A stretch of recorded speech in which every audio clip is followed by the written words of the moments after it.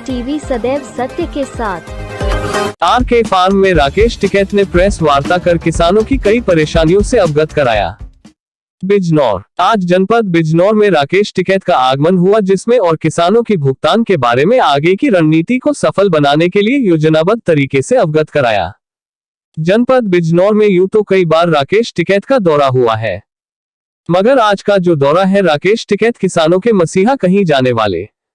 Bijnor Nagina road पर स्थित R K farm में पत्रकारों से वार्ता करते हुए किसानों के ट्यूबवेल बिल और किसानों पर हो रहे अत्याचारों पर खास चर्चा का विषय बना रहा, जिसमें बजाज हिंदुस्तान लिमिटेड मिल ने किसानों का गन्ना भुगतान न करने के संबंध में आगे की रणनीति को किसानों के समक्ष रखा और सरकार से किसानों के ट्यूबवेल पर मीटर लगाने को लेकर के चर्चा की, जिसमें किसानों के ट्यूबवेल पर मीटर नहीं लगने थे और सरकार ने किसानों के ट्यूबवेल पर मीटर लगा दिए हैं।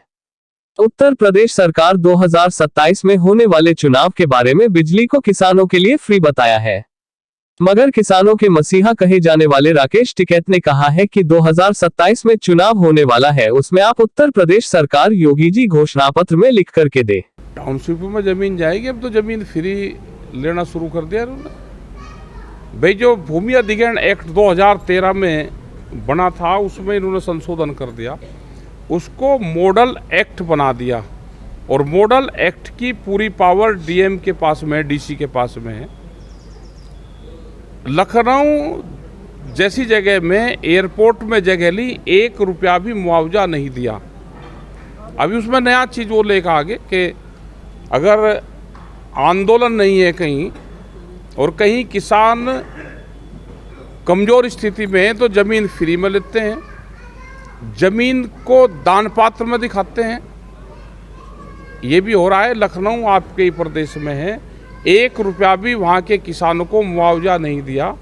ये कहा है कि वहाँ की ज़मीन 1942 में जब द्वितीय विश्व युद्ध हुआ उस टाइम पे वहाँ की ज़मीन ले ली गई थी। कोई दस्तावेज सरकार के पास नहीं है।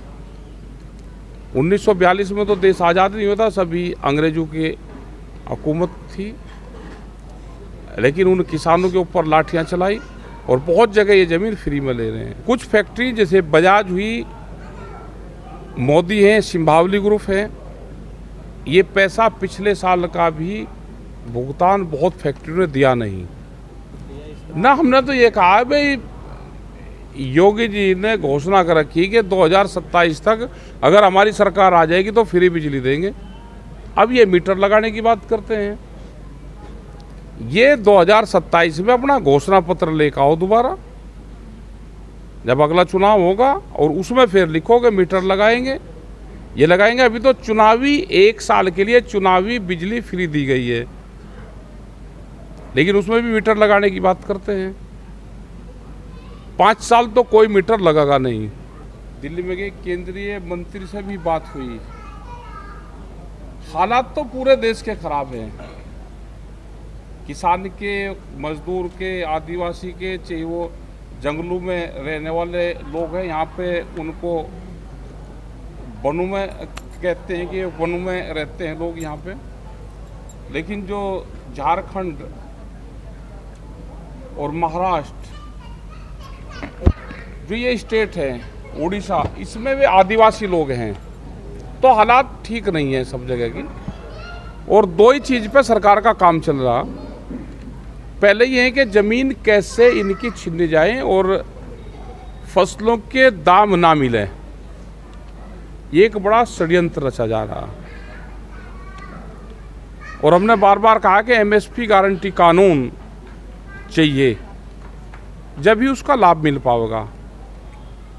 बिहार से धान खरीदते हैं पूर्वांचल से 800 से 1200 रुपये क्विंटल, और वो आके आपके यहाँ से रामपुर, मुरादाबाद और जितना भी तराई का क्षेत्र है, इन सब डिस्ट्रिक्टों में वो धान यहाँ पर आन का तुलता है।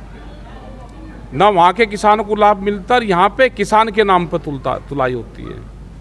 तो जो सरकार खरीद भी कर रही है वो भी व्यापारियों का ज़्यादा खरीद कर रही है। आपने देखा होगा हजारों ट्रक आपके बिजनौर से भी धान और फसलों के निकलते हैं, क्योंकि ये बड़े उद्योगपतियों की सरकार है। ये इसीलिए एमएसपी गारंटी कानून नहीं बनाना चाहती, क्योंकि वो जो लूट है वो बंद होगी। स्वामीनाथन कमेटी की रिपोर्ट, बिजली अमेंडमेंट बिल ये लेकर आगे हमने कहा कि उसको वापसी करो, क्योंकि बिजली प्राइवेट होते ही बहुत महंगी बिजली होगी, वो चाहे घर की हो या किसान की हो।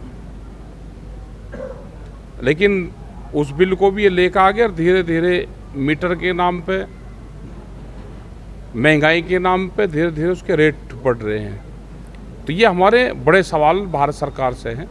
ज़मीनों के रेट तो ज़रूर बढ़ेंगे, लेकिन फसलों के दाम नहीं बढ़ रहे। और आपने देखे होगा कि करीब 10-12 साल से व्यापारी ज़मीनों में पैसा लगा रहा है। हाईवे की जितनी ज़मीन है, महंगी ज़मीन होते ही सब ज़मीनें व्यापारी खरीद